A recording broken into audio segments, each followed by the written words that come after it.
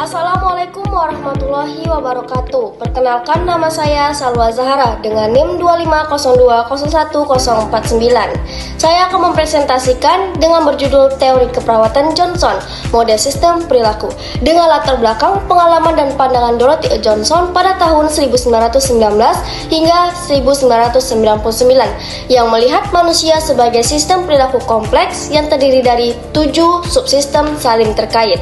Ia percaya bahwa asuhan keperawatan bertujuan membantu individu memelihara dan mengembalikan keseimbangan serta adaptasi perilaku dalam menghadapi perubahan sehingga dapat mencapai kesehatan yang optimal dan berfungsi dalam masyarakat. Berikut adalah pendidikan Dorothy E. Johnson.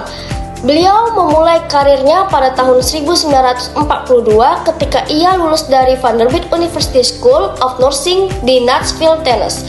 Dia adalah siswa terbaik di kelasnya dan menerima medali pendiri Vanderbilt yang bergengsi. Pada tahun 1948, ia menerima gelar master di bidang kesehatan masyarakat dari University Harvard, Massachusetts.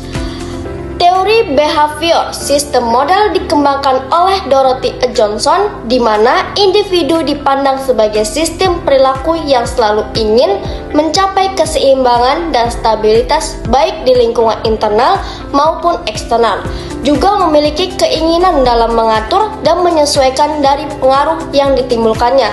Tommy and Elliott 2006. Teori Johnson as Behavior System berbicara mengenai 2 komponen utama, yaitu pasien sebagai sistem perilaku dengan 7 subsistem yang saling berhubungan, dan yang kedua adalah keperawatan. Berikut adalah pengertian dari 7 subsistem yang saling terkait.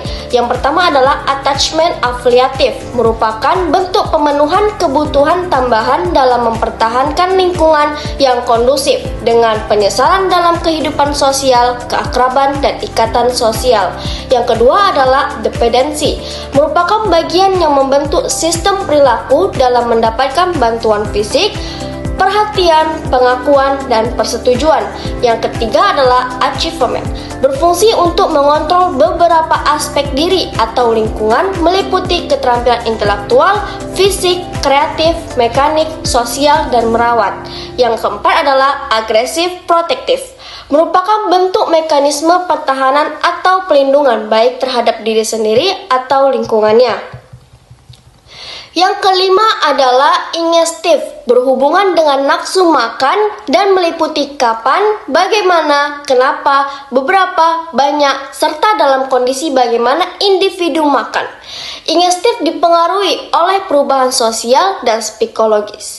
Yang keenam adalah eliminasi, merupakan bentuk pengeluaran segala sesuatu dari sampah atau barang yang tidak berguna secara biologis. Yang ketujuh adalah seksual. Sistem ini meliputi fungsi menjadi ayah dan kepuasan, perkembangan, ciri-ciri peran gender, dan sex role behavior. Berikut adalah tujuan keperawatan. Yang pertama adalah membantu individu memfasilitasi tingkah laku yang efektif dan efisien untuk mencegah timbulnya penyakit. Yang kedua adalah mempertahankan keseimbangan dan stabilitas dalam sistem perilaku klien. Yang ketiga, memulihkan keseimbangan stabilitas dalam sistem perilaku klien. Aplikasi dalam praktik keperawatan yang pertama adalah menilai perilaku pasien dan mengidentifikasi subsistem yang tidak berfungsi dengan baik.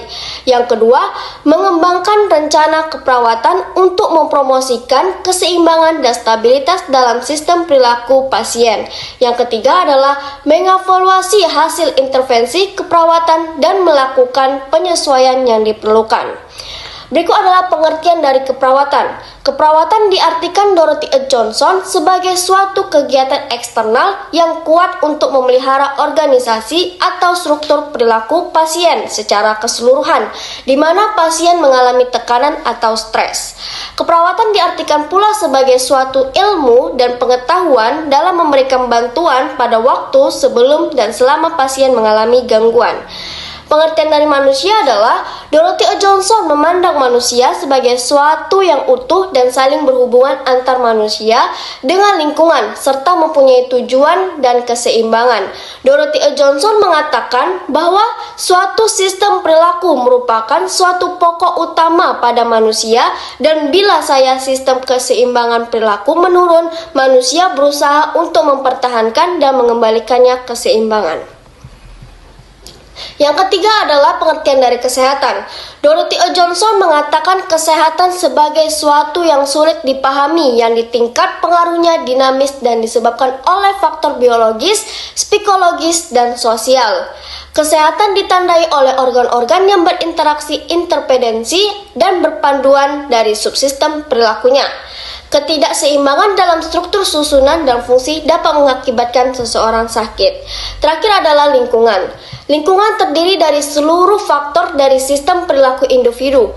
Lingkungan mempengaruhi individu sistem dan perawat dapat mengubah atau menciptakan lingkungan sehingga tujuan kesehatan tercapai. Manusia dan lingkungan merupakan sesuatu yang saling mempengaruhi.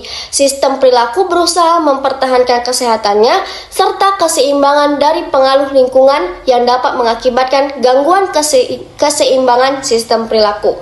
Misalnya dengan cara menjaga pasien dari pengaruh yang berbahaya, mengasuh atau merawat dan menstimulasi.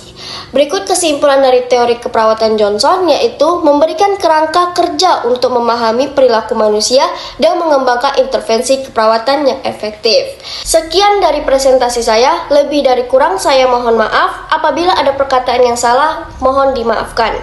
Saya, Salwa Zahara, pamit undur diri.